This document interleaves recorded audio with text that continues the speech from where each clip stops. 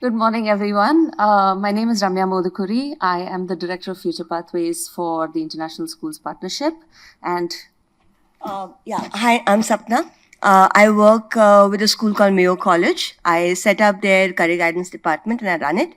And just a warning, I had a chocolate croissant for breakfast. I think I'm on a sugar high. that's good. We're bringing the Josh.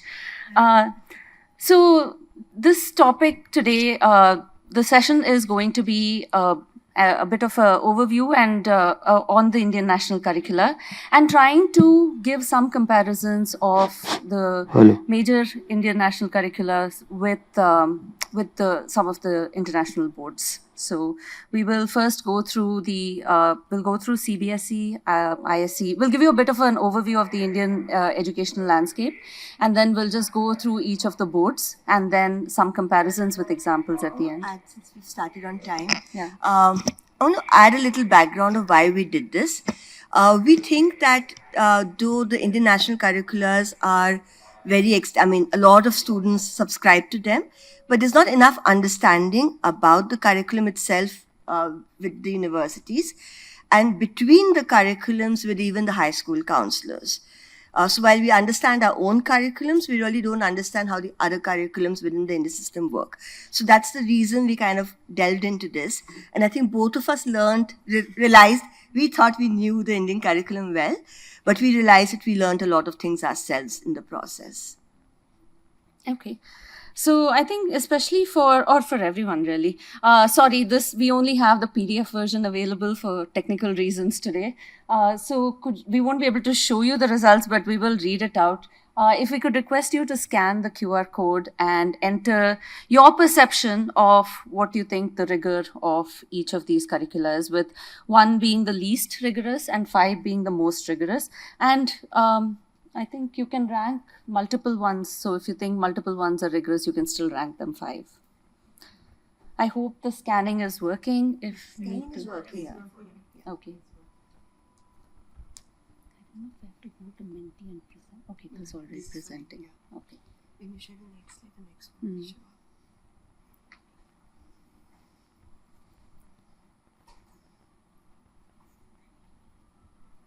Sure. Okay, we can see it. Thank you. We have some votes coming in.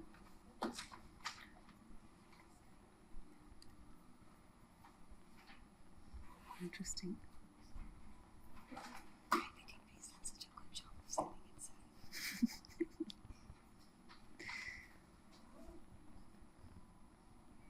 So fun to watch. I wish we could have had our PPT up here, because this is really fun to watch the numbers and the scales sliding. It's got we are 5, unable 6 to, colors, but this is all what, shining yeah, and that's what it looks going like high on and our low. end. We're so sorry, we couldn't, the system isn't set up. It's not either. We're not able to connect. Yes, at least. So we will just tell you, I think we have, more or less, I think everyone's responded. So thank you for that. Yeah, done?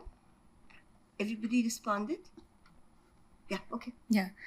So we'll just read this out. I'm just going to read it in the order of... Let's go with the highest. Yeah, that's what. Okay. So IBDP is right now, so it's IBDP. Okay, I think it's still shifting a little bit. Actually, it's A levels now and IBDP almost neck to neck. It's like a photo finish in the Olympics. Followed by AP, followed very closely by CBSE, then ISC, and then lagging a little behind that state boards, and then NIOS at the bottom. So I think somewhat, when we took these, I think we had a similar kind of, we saw a similar trend. So we'll see how you feel at the end. Maybe we should have them retake it. Yeah. Okay, so this is just to give you, in case you are new to, if you're a university colleague and you're new to the Indian education space.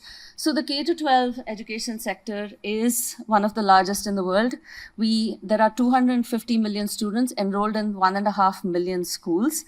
And what is interesting is this split of, between the government schools and private schools, it's half and half. That's the enrollment, sorry. So the students enrolled in government schools and private schools are 50% each. But the number of schools, which are the ones at the bottom here, 72% are government schools, 28% private schools, and even more interestingly, I hope, is this rural and urban split.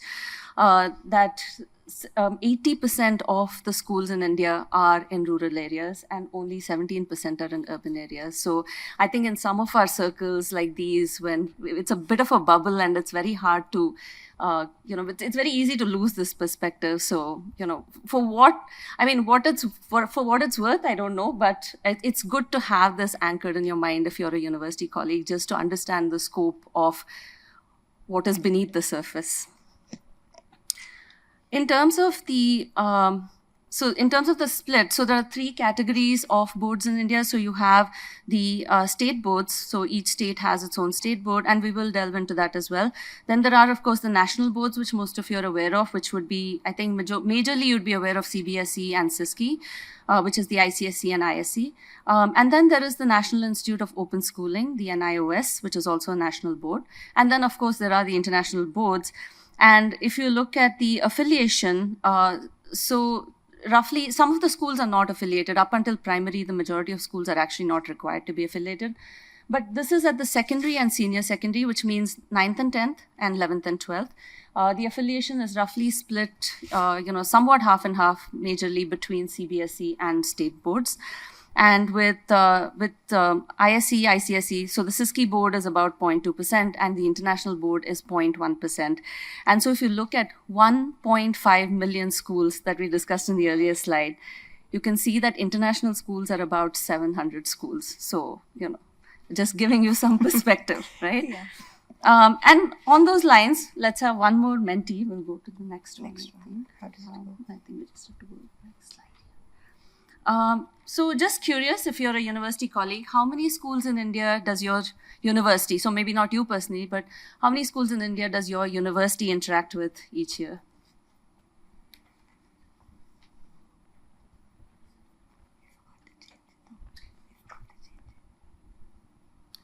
Oh, That's okay. I didn't. It's not Less than there. 15.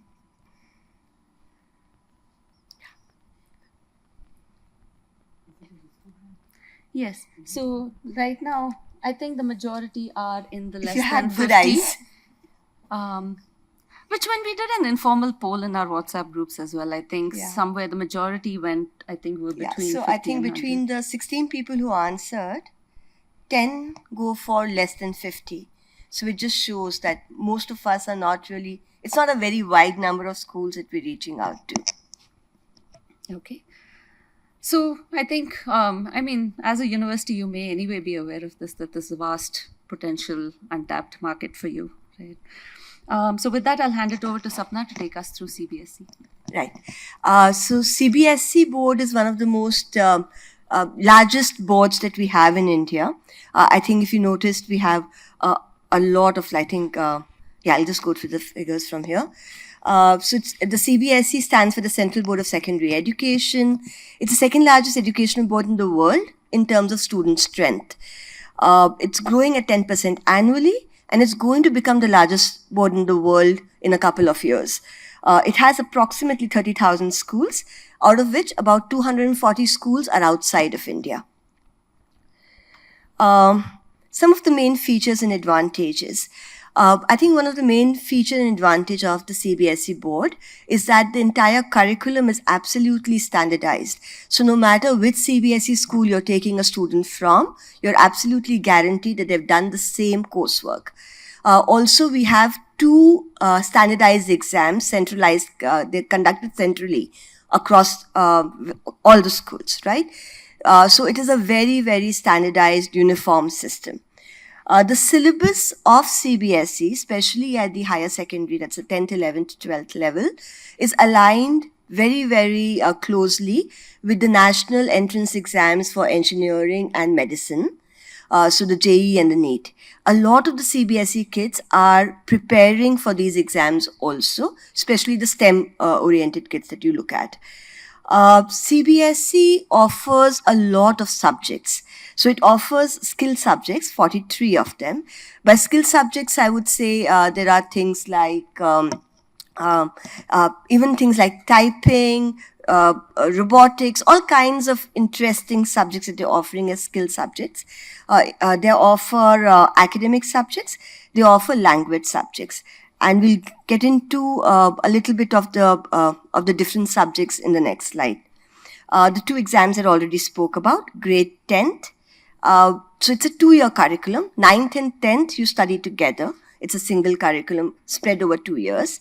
The 9th exam is internally conducted by the school, and the 10th exam is conducted centrally by the board. The same pattern repeats itself in 11th and 12th. The 11th exam is internally conducted, and the 12th exam is conducted centrally. So they're both 2-year curriculums. And then this is one fun kind of a question. Any guesses? What do NCERT exams in New Zealand have in common?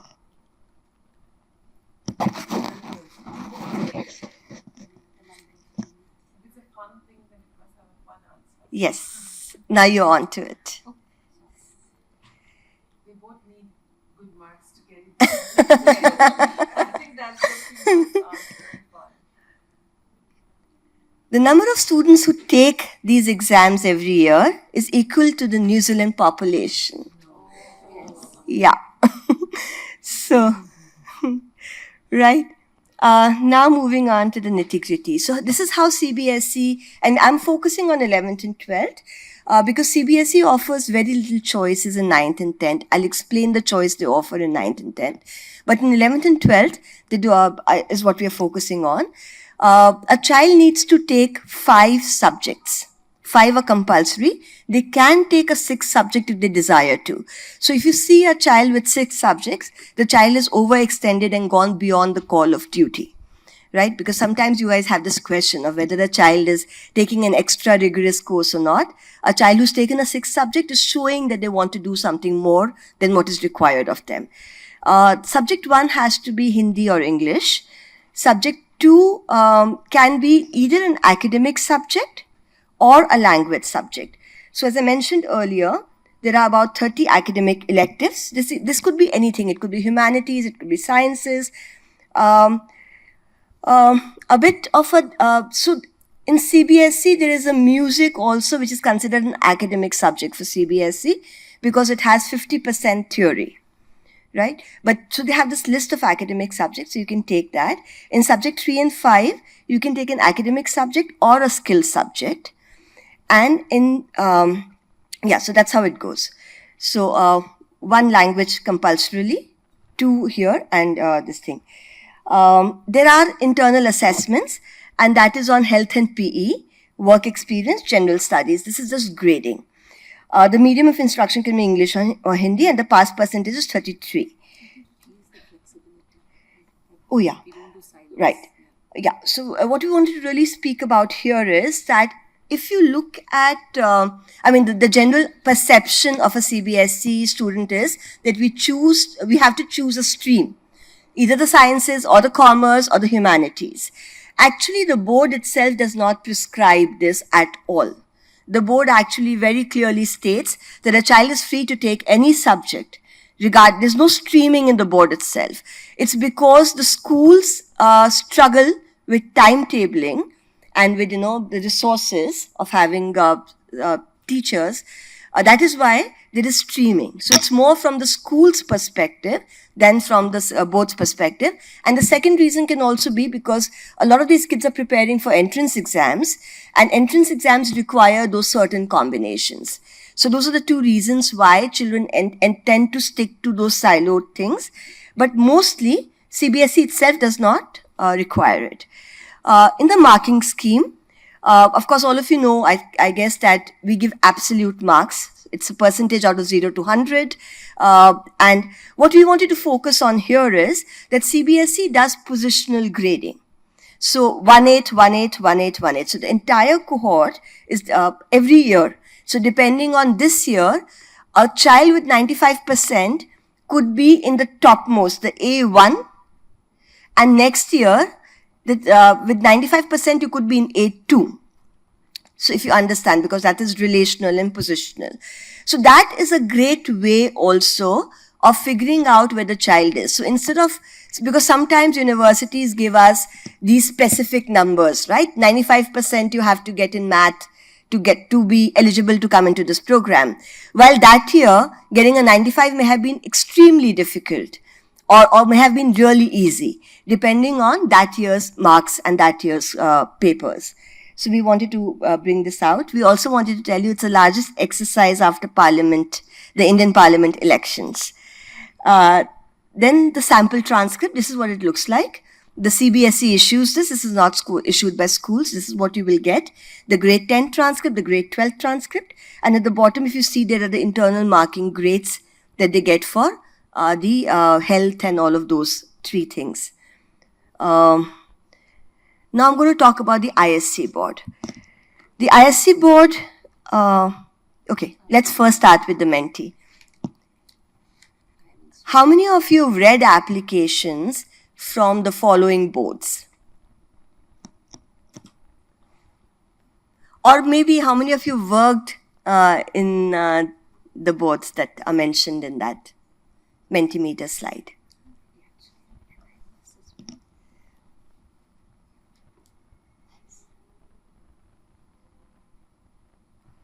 So Ramya and I are very happy to see this. It says about 14. So of course the largest number have worked with CBSE. Equally, State Board and ISC and NIOS 4. That's a big number. So we are very, we thought that maybe very few would have worked with NIOS boards. So lovely to know that. About the ISC board, very similar to the CBSE in many ways, but if you see the number, it's almost 10%. So while CBSE has 29,000 schools, the CISCE has 2,750 schools. So a little bit of the history of the CISCE. When we were ruled by the British, we used to follow the Cambridge board. And we continued to follow it even after independence. In 1958, India created its first board, and that was the CISCE board. And with that board, the Cambridge board was replaced. Why this history is also important, if you look at the Cambridge board curriculum, it's actually very, very close to the CISCE board curriculum. It's very close to the Cambridge board curriculum in many ways. It offers 130 subjects and about 350,000 students took the exam. Let's see this one, the yellow question. Any guesses? Any guesses? Absolutely. So I did the CISCE board, and from grade 6th, we were given Shakespeare's plays, and we read the full works in 10th and 12th, right? So you can definitely, when you're taking a CISCE kid, you don't need to worry about their language skills, especially not the English language skills. We were doing this whole presentation in iambic pentameter. Both of us are products of the CISCE board. Yeah. So the features and advantages exactly like the the CBSE board. It's standardized curriculum, prescribed textbooks across schools. Same 2 standard exams that are taken. Syllabus is aligned again with the JEE and the NEET. The emphasis is on, and also interestingly, even to us, the 11th and 12th, even in CISCE, the STEM subjects have been aligned with CBSE. So they're literally following same curriculum in CISCE and in CBSE for STEM. CISCE just goes a little more deeper into the same concepts. And the emphasis is also there on English and social sciences in CISCE because of its Cambridge heritage.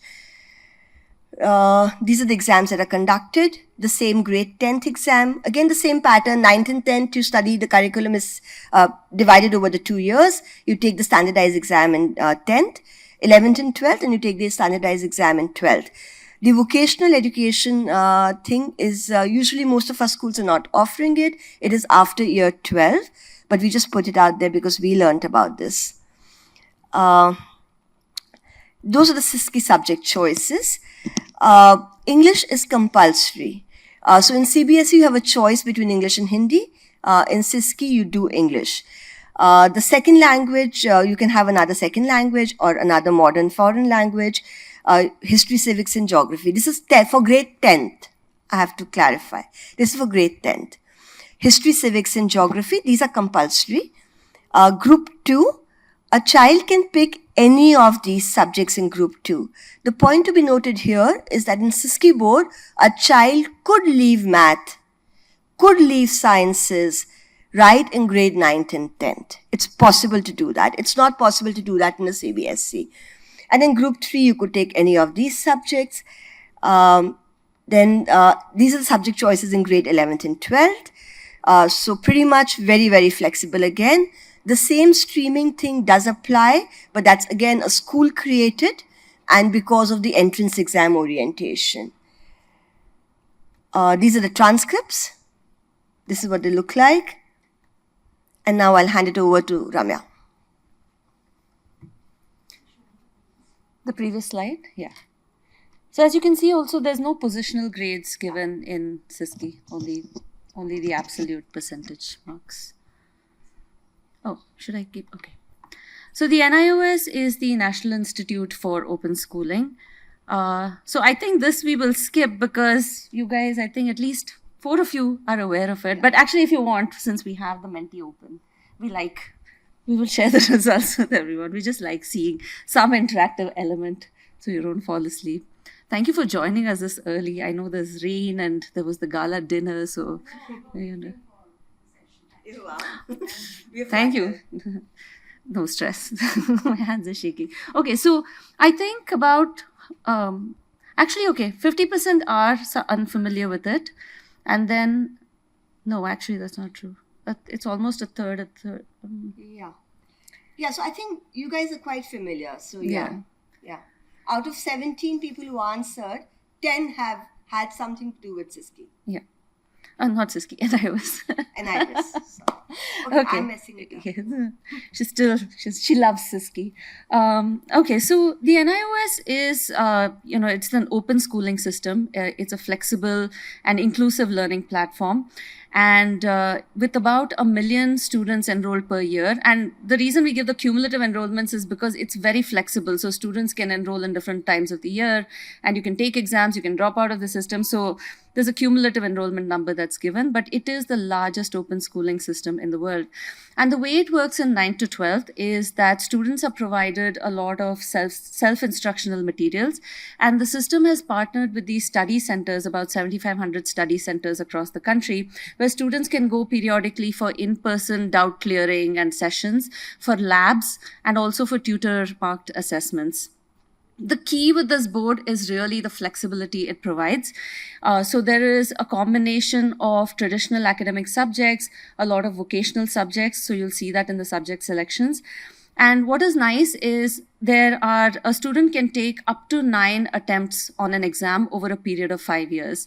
So it's really flexible. Exams are offered multiple times a year. And right now what they're doing is they're also experimenting with on-demand exams, which are offered in certain locations for certain subjects. So students can just set it up with their study center to say that they will come on such and such a date and take the exam. It's not widely available. It's still something that they seem to be trying out. And also, interestingly, there is a credit transfer. So let's say a student has done 3 subjects or taken all 5 subjects in a different board like CBSE or CISCE and maybe not passed all the exams. Then they can just take those remaining exams with the NIOS, and the credits for the other exams that they did pass will be transferred over. So, we didn't include a sample transcript. That was an oversight. But yesterday, one of our colleagues reminded us that if you see transcripts from NIOS, there is a chance that they will be spread out across multiple transcripts, right? Because students are taking it at different times. So that is something to keep in mind.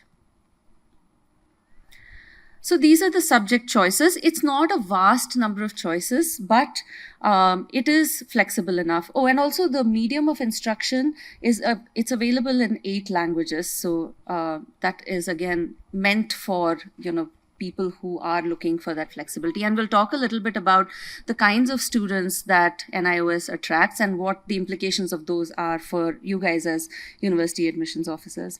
So these are the groupings. So there are 9 languages, including English. And then in Group B, students can take any number of subjects. Group C through F, they can only take 1 subject each. And there's a minimum requirement of 5 subjects with at least 1 language in order to get the certificate.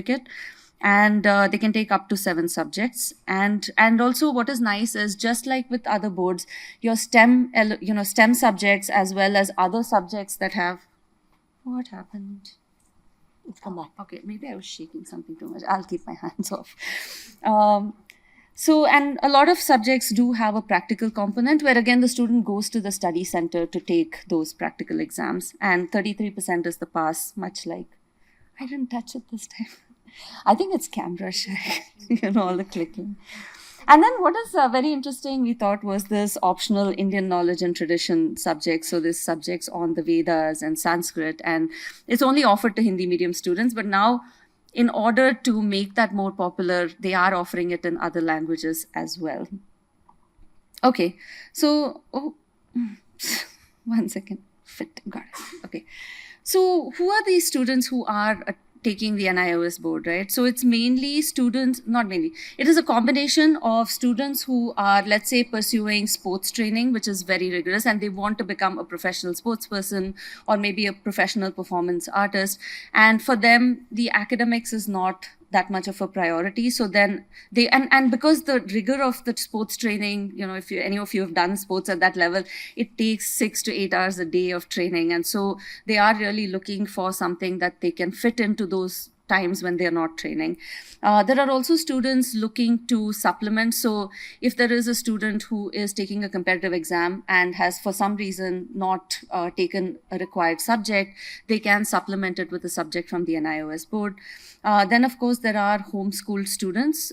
This is a pretty popular option among homeschool students, and those with learning or physical disabilities who may not necessarily be able to find a suitable physical school for them to attend, students in remote locations, and also students who have dropped out of school earlier and now want to go back and complete their education. This is a very flexible system for them. So as university officers, the implications for you are language proficiency could be an issue because the medium of instruction is offered in 8 different languages. And so English language is proficiency is something to look out for. If there are students with learning disabilities needs, can your university support those? The curriculum is definitely lower in rigor. And I think when you guys did the poll early on, I think it is fair to say that that is the case. It is a very aspirational pool, right? If you think about these kids, they are seeking out this, it's not something that they're being shoved into as default. And especially with maybe older students, I've known students who at the age of 25 are coming back and say, I want to finish my schooling now that my financial situation is stable, maybe the home front is stable. And so it's a really resilient, aspirational talent pool, right? And I think that is something worthwhile to consider.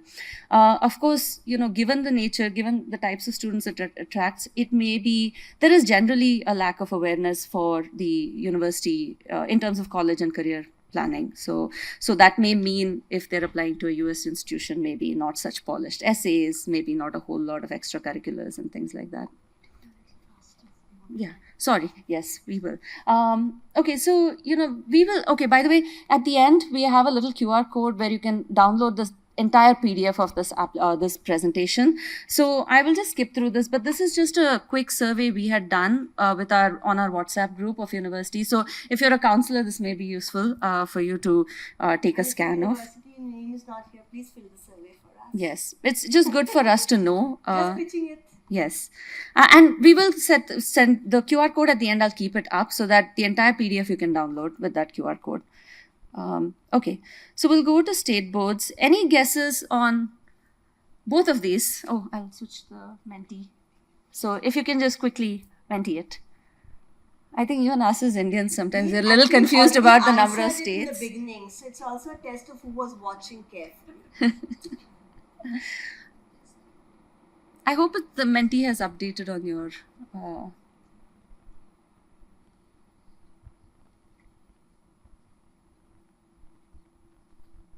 Okay, we have 36 states in India so far. It's a moving target. 36, and then there are 39.7 boards. I like how it does. About the NIOS students, there are also this whole, so children in very challenged situations, right? So I work with an NGO which works with rural girls. A lot of them will take up NIOS board. So it could also be children with challenges in terms of other access issues. Yeah. Okay, so we've settled on 34 states and 38 boards. I will just here. So India has 28 states, but 52 boards, because some, like West Bengal, have multiple boards.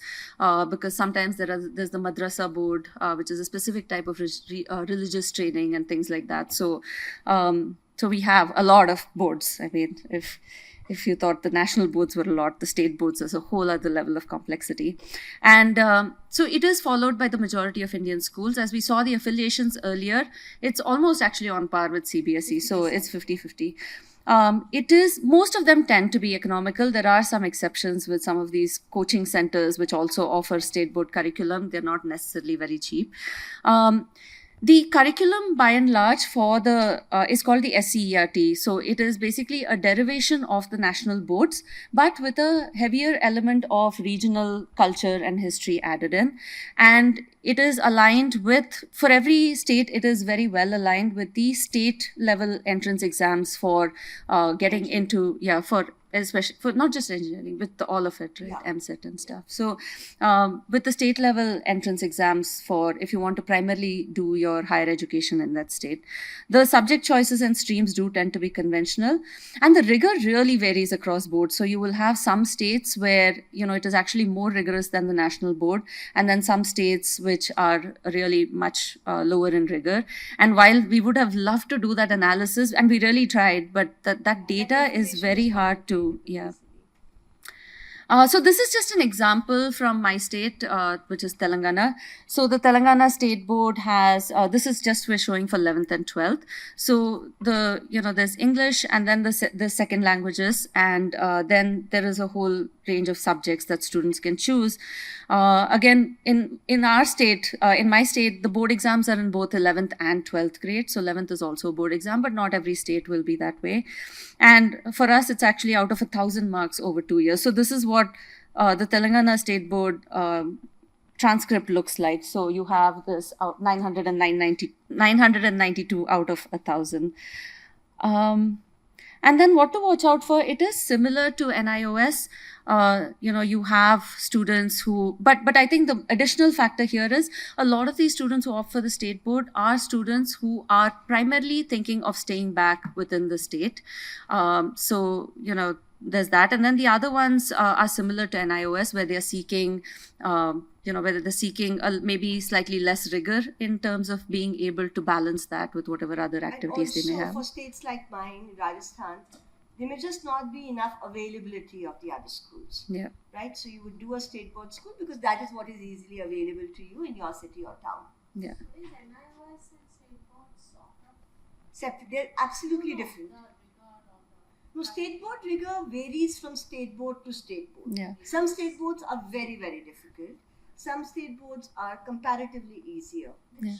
Difficult ones, if you can name. So we will actually show you at the end, and that's not just our perspective, but even the university's perspective. Yeah. So West Bengal, Maharashtra, these all tend to be. Rajasthan doesn't figure in it, but every time I've asked, Rajasthan board is very, very difficult. Yeah. It's considered very rigorous.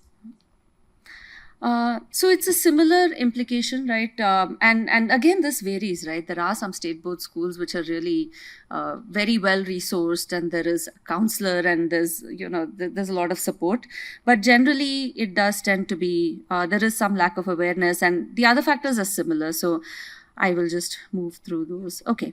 So this we really. Okay. So this we are very proud of, and because she studied engineering, I left this. No, this has nothing. Please don't get. And I have a special shout out to Manthan, which is one of our schools in our network.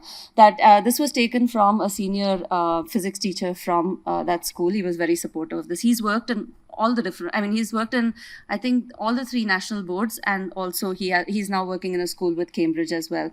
So this. Okay, so this is just like ignore this for a minute. This was all supposed to be on PPT. So this is an example. The topic is equations of motion from physics. And this is an example from a textbook that is a prescribed textbook at MIT and University of Florida. So this is first year university curriculum, right? Resnick Halliday is something I did in my engineering as well. And what you can see is the derivation of the equation of motion is all calculus based. Okay, so this is from university. So we'll keep that as an anchor.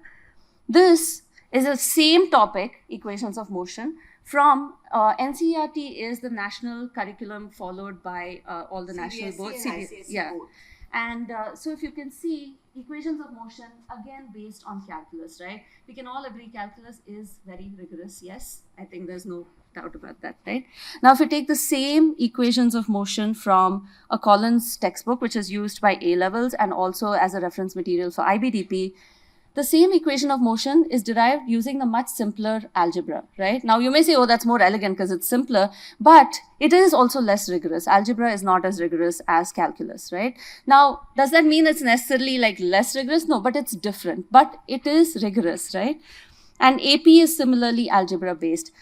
The point we're trying to make with this one particular example is that there is this misconception that CBSE or ISE are not as rigorous as Cambridge or IBDP. And while this is just one example from one subject, but please know that that is really not true, especially when you're looking at the sciences and math. The Indian national curricula are actually, if you talk to enough teachers, Yeah. they will say, and teachers running, teaching at a school with multiple boards, they will say in many cases it's actually more rigorous than the international boards. And I just want to come in here and speak about two things. Therefore, it makes no sense for a CBSE or ICSE kid to take up AP calculus of any kind because they're doing calculus every day, right? The second thing is, I think this is a pet project of ours, if mine, because I work in a CBSE school. I've asked almost every single university I've visited if there's been a person who's worked with those kids in the classroom. I've always got back results saying the CBSE kids, and CBSE usually means ICSE also, outperform anybody else in the math, regardless of IB, wherever, right? So that is just like underlying message, which you want to underscore it like several times over. And also, it's not just the instruction, right? When you look at the assessment, this is a question from a board exam, from the CBSE physics board exam in 2023. And what it is it's assessing an understanding of Faraday's and Lenz's law using this experiment called the flying ring. So what they're doing is they are describing the experiment and then saying what is the reason. They're talking about the result and then saying what is the, why is this happening, right? Which means you have to apply your understanding of that law to explain why the experiment is turning out the way it is. That's the other criticism. It's all ratification, Yeah. It's all rote learning. Yes, but it's not really. The assessment is not rote learning. Yeah, and the same example from an A levels 2018 board exam. It's almost the exact same thing, and very similar. So these are just some examples. We would love it if our counselor colleagues, because we all have access to teachers, I think it would be lovely to create a compendium of something like this. Not so much to say that the Indian boards are better or worse, but how it's different, right? And really, like, a picture or an example is worth 1,000 explanations. So I think this is something that can be crowdsourced as a project for our university colleagues to understand and these curricula better and to dispel any myths. Yeah. So I'll hand it over to Sapna for this part. Okay. So some universities do actually have started to recognize this. I think the reason national curriculums are not getting their due is because they're run by governments who are not really conversing with the universities, right? And the way you have IB or A level, talk to the universities and talk about their boards and how much they're teaching, advocate. That's not happening. In the last 1 year, actually, IC3 has been taking this forward. And a number of US universities have now recognized this fact that the Indian boards are preparing students well enough and have begun to give credit. So there are 7 of the California state universities, and they've given really detailed thing on their website, how much credit for which courses. It's not only STEM, they're also giving credit for social science courses. So if any of you would like to follow that path, you could definitely check them out. And now for a quick comparison between the CBSE, ICSE, and the NIOS board. So as we mentioned earlier, CBSE is a government-run board, so is NIOS, ICSE is private. The numbers we've already spoken about. CBSE does have a focus on STEM, while the CISCE focuses equally on social sciences and languages. NIOS, of course, is flexibility is the main focus. The languages, the main thing I'll cover here is the 2 level of math. So in CBSE, there is only one choice that is available to a child in 9th and 10th. They can take either math or basic math. There are 2 kinds of math. The basic math is a simpler math. Those kids may not be very well prepared for any engineering program later. And in fact, according to the CBSE, they're not allowed to do engineering later. Right, and then in ICSE already mentioned that you can drop science and math in 8th, and for CBSE, the other thing to note is that we have in 10th again we have a single paper for social sciences. So history, civics, and geography all under 100-mark paper. CBSE, while in ICSE. While they are counted as one subject, history and civics are counted as one subject, the children take 2 papers, 100 marks each, which makes the course much more extensive. And they take a separate paper for geography, and the same in sciences. What's gone off? In sciences, in CBSE, physics, chemistry, math, one single paper of 100 marks, while physics, chemistry, biology. And in ICSE, you take 3 separate papers. 1 paper in physics, 1 in chemistry, 1 in biology. Right? So again, it becomes a little more extensive. And the common, of course, is that they are both centralized. And we've already spoken about the streamlining, the textbooks, all of that is done. And that we've all now aligning ourselves to the new national education policy, which is going to bring in more flexibility, more scope for credits, more scope for more application-based courses, and all of that. So that's a change we're going to see in the next few years. Now, come back. So we did this analysis just to see how our universities around the world perceive the relative, just how they treat the different curricula, right? So, you can, in the PDF, you can look at this better, and I'm happy to share the spreadsheet as well if you'd like to, because there are more universities that we haven't shown here. But basically on the blue ones are A-levels and IB, and then the yellow ones are CBSE, ISE State Board, and NIOS. And sorry, I had to note down my key takeaways for this. So just give me a minute. Okay, but so, in the meantime, you can take a look at this. What we noted was that we found some of this information with UK websites, right? Because UK universities kind of did it. And if you note, and I'm waiting for another. Yeah, so I have the observation. Sorry, because there were so many. I mean, I don't know. It's a little hard to really understand and sort of summarize the takeaways. But the key things were, one is most universities, okay, so we have 2 of these, right? So this one shows the UK ones, and we picked UK because they have very clear, they're among the regions that have very clear sort of requirements, right? If you look at the US, because it's holistic, there's no way for us to figure out this. So this is a more objective way. And then in the second page, we took some universities from other regions. So here we have some from Ireland, from Netherlands, from Spain, and then from Singapore, as well as Australia. So I'll put up the scan code in a minute. So some of the key things is almost all these universities treat CBSE and ISE the same. Now it's fine. I think that's not necessarily, it's just an observation, right? We're not attaching any judgment to it. Most universities are still using absolute grades and not the positional grades for CBSE. So here you can see on top, so Oxford and Cambridge are using the positional grading, but even the other selective ones like Imperial, UCL, and so on, they're all using absolute grades. And then some of them, so the NIOS, I mean, there's really, and this is again going back to the previous spreadsheet, this is where it would be helpful for us, because on the official websites, in some cases, it's clearly said we don't accept it. Some of them, it says, that they will accept on a case-by-case basis, and some of them, it's unclear. But I think that's fine, but it's just helpful for us to know, what to do, right? Because sometimes we do have these students, and it's not a whole majority of them. Yeah, and to also kind of reiterate that these are the kids who don't have much help also.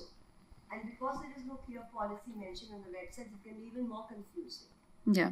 And then if you look at Manchester and a few others, there's a clear preference for the West Bengal board over the other boards. Maybe somebody advocated. Yes.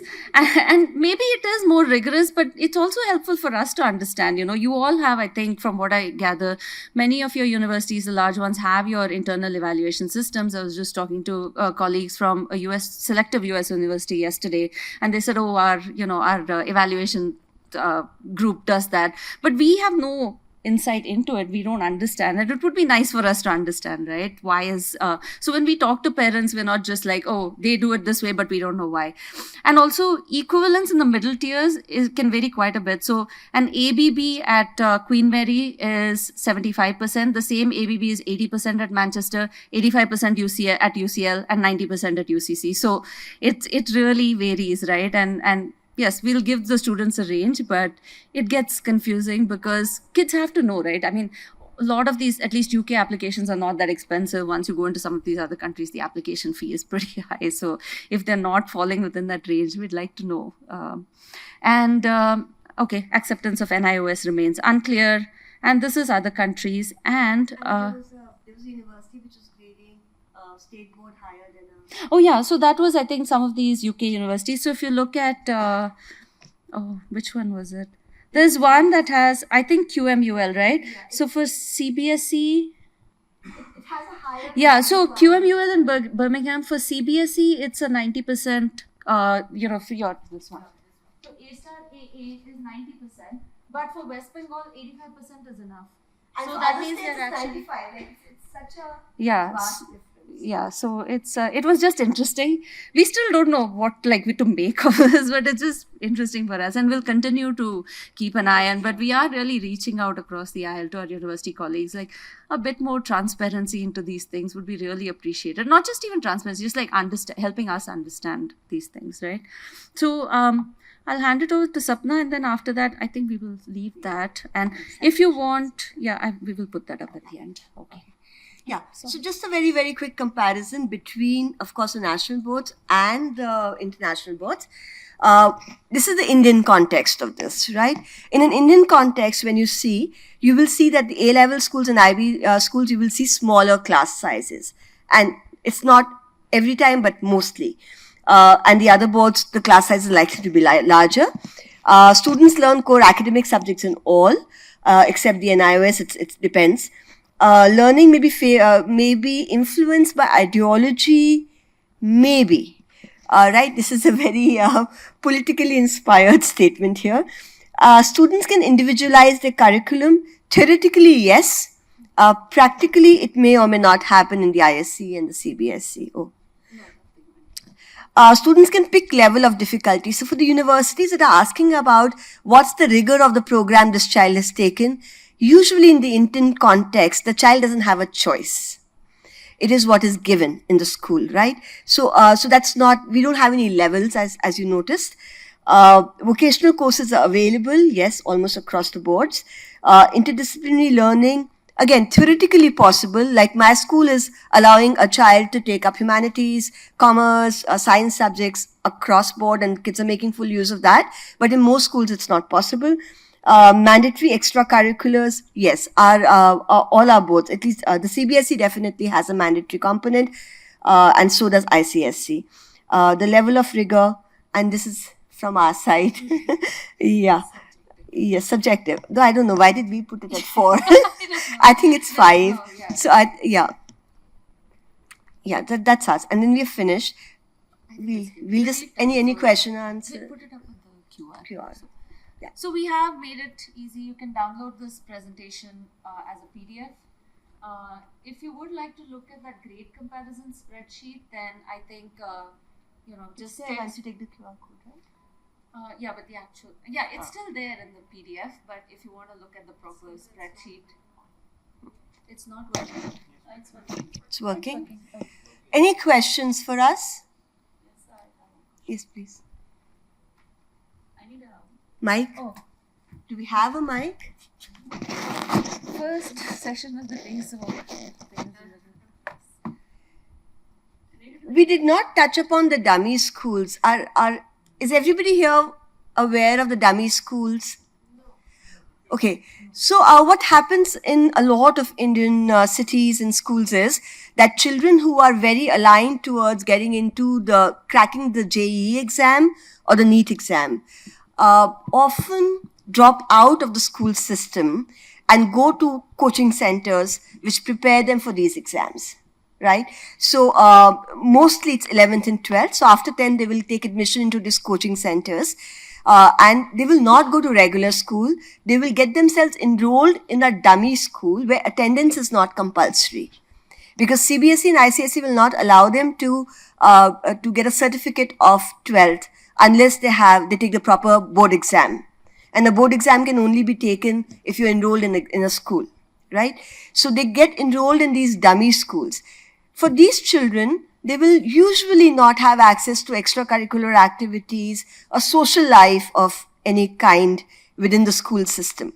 They go to the coaching center and they come back in the evenings.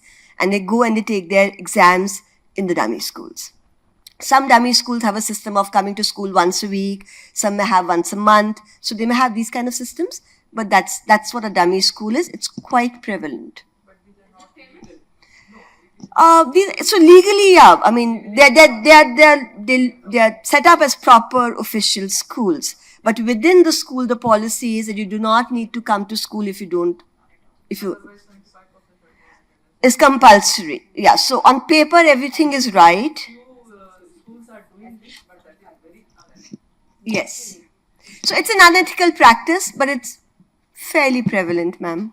No, and ma'am, the reason we are pointing it out is because, so I have actually, I've been an admissions reader for a couple of universities. And when we see those, there's a lot of, we know the reality, right? Because we have in our communities as well, friends, students, friends, children and all attending.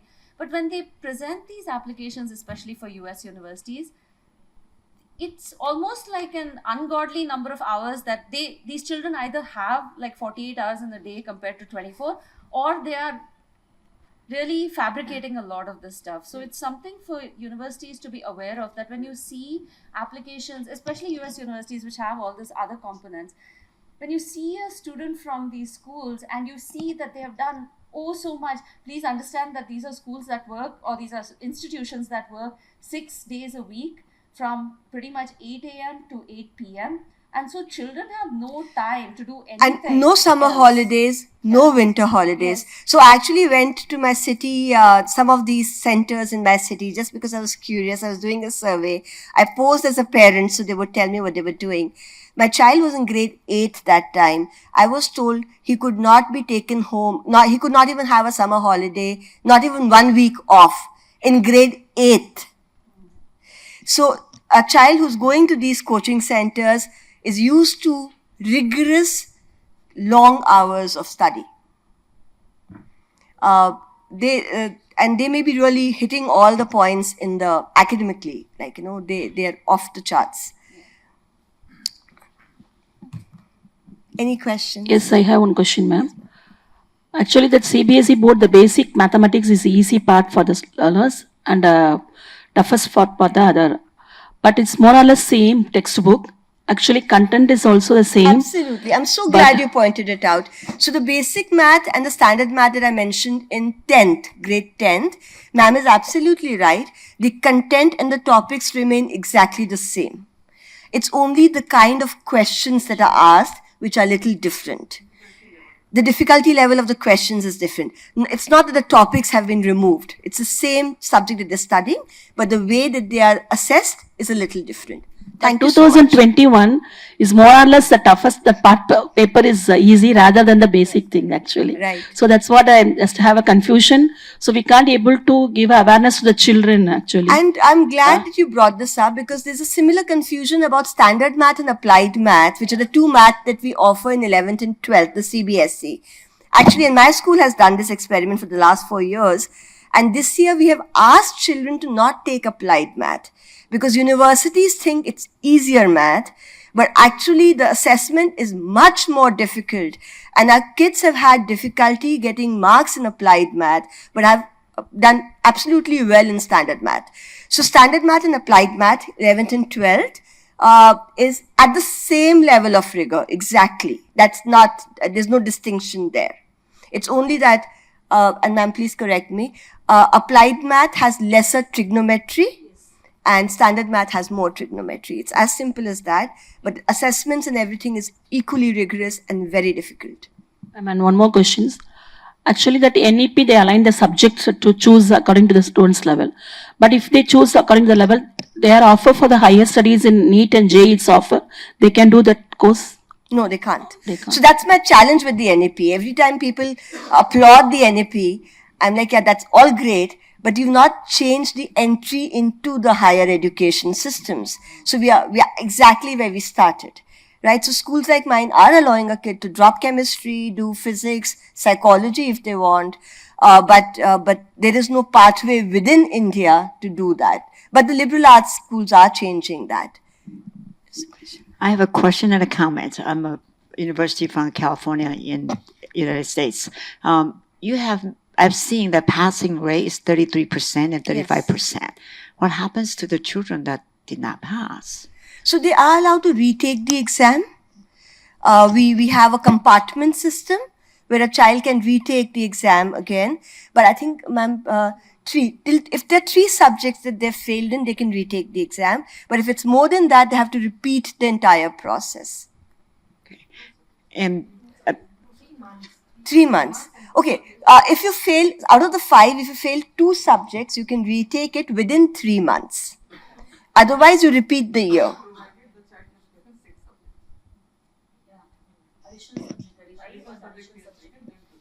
Otherwise, 1 subject you can retake. Okay, I stand corrected.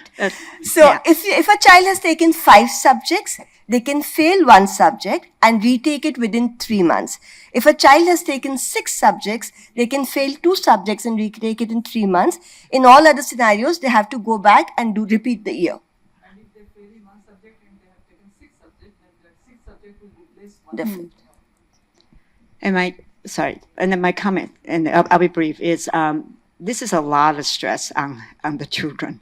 I come from community college in California.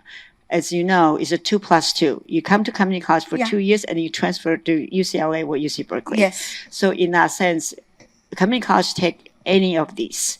So students, as long as they are considered graduated in your government's standards, they can go to community college and they actually end up thriving as they go to community college and then Absolutely. UCLA. And we're very aware of those options that exist. Thank you so much. No, and thank you. I think the flexibility that some other countries provide, in fact, is sometimes more than what we are able to. Yes, please. Give in our own. Oh, you have. Okay.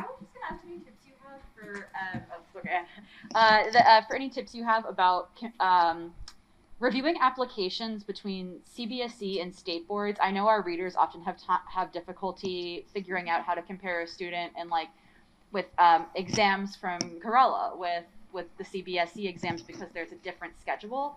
And I know, so I don't know. Just any tips you have for trying to review students comparatively across different contexts? Across the state boards. No, I understand, and I've actually been in that situation, right? I think I would say consider it more or less similar, right? I mean, maybe like we said, some state boards are lower in rigor, but again, it is kind of silly because we are in fact relying on universities' perception of our state boards and giving it back to you. So we realize the stupidity of our analysis also at some level. Yeah. But we've really looked, and there is no national body or educational body that is doing that. There is comparison. no study that has been done regarding this. It's a large vacuum. That I agree with. That most state boards are kind of aligning themselves to the NCRT, which is the CBSE. And for most of the big states, I'll say, I I'll say the southern states, Tamil Nadu, Telangana, STEM is very Karnataka. good. STEM is very, and this is from talking to teachers as well. We Yeah. have teachers whose own kids have gone through some of the state boards. They've taught in state boards sometimes. And so I think it's just, if you're a counselor, it's more discussion with the teachers because they may have come from other backgrounds that are not just your curriculum. And right when I now. look at the Rajasthan board, geography, history, it's really strong. Yeah. You know. Oh, So, we're yeah. getting our Yeah, times, time's up. up, yeah. But yeah, I think we will continue to work on these things, and I think discussions like this hopefully are a start. But for now, I would say similar, maybe a little less rigor because structurally they're very similar, right? And I think You should that's just, I think, just check for language extra. I think that's enough. yeah.